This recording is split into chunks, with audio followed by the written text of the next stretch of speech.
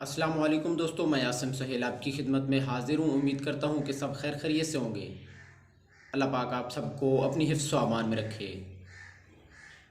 दोस्तों, आज की हमारी वीडियो बरगे बांसा पर है। इस प्रोग्राम में बांसा के फ़वाइद पर बात होगी और तरीक़े इस्तेमाल पर भी बात करेंगे, और इसके साथ साथ किन किन बीमारियों में बरगे बांसा को कैसे इस्तेमाल किया जाता है ये भी आपको इस प्रोग्राम में बताया जाएगा। दोस्तों, उर्दू में इसे बांस या अड़ूसा कहते हैं, जबकि फ़ारसी में बांसा के नाम से पुकारा जाता है। इसकी सिर्फ दो अक़साम होती हैं, एक सफ़ेद और दूसरी स्याह किस्म की होती है। बांसा का पौधा 3 हाथ तक लंबा होता है और पत्ते सफ़ेदे के पत्तों की तरह के होते हैं।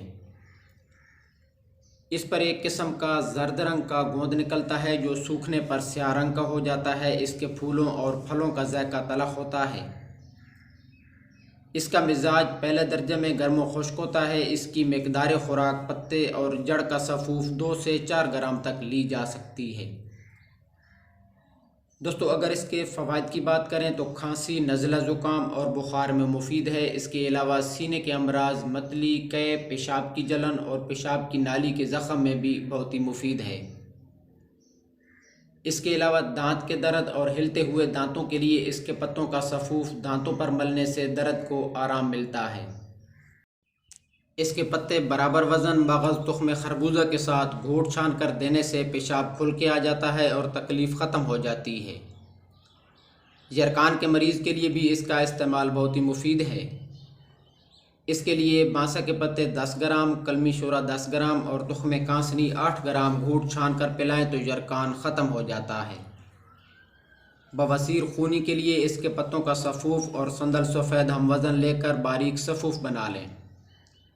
इसका 8 ग्राम पानी के साथ रोज़ाना इस्तेमाल करने से बवासीर ख़त्म हो जाती है और खून बहना भी बंद हो जाता है। इसके साथ साथ बांसा के फूल नीम गर्म करके आँखों पर बांधने से आँखों की सुर्खी, दर्द और वरम वगैरह से निजात मिल जाती है। इसके अलावा आँखों के दर्द के लिए बांसा के सब्ज़ पत्ते कूटकर हाथ की हथेली के बराबर टिकियाँ बना लें। इन टिकियों को आँखों पर बांधने से आशूब चश्म, दर्द और जलन ख़त्म हो जाती है। इसके अलावा गले के वरम के लिए बांसा के सब्ज़ पत्तों का रस 40 ग्राम निकाल कर इसमें 1 चम्मच शहद शामिल कर लें। इसको रोज़ाना इस्तेमाल करने से गला साफ़ हो जाता है और इसके गरगरे भी किए जा सकते हैं। इसके साथ साथ ख़ारश या दाद वाली जगह पर बरगे बांसा सब्ज़ 10 ग्राम और हिल्दी 10 ग्राम ले लें। इन दोनों का लेप बनाकर ख़ारश वाली जगह पर लगाने से बहुत ज़्यादा फ़ायदा मिलता है। तो दोस्तों, ये थी हमारी आज की वीडियो। मज़ीद इस तरह की वीडियो के लिए हमारे चैनल को सब्सक्राइब कर दें और साथ में दिए गए बेल आइकन के बटन को भी ज़रूर प्रेस कर दीजिएगा। दुआ में याद रखिएगा। जज़ाकल्लाहु खैरा।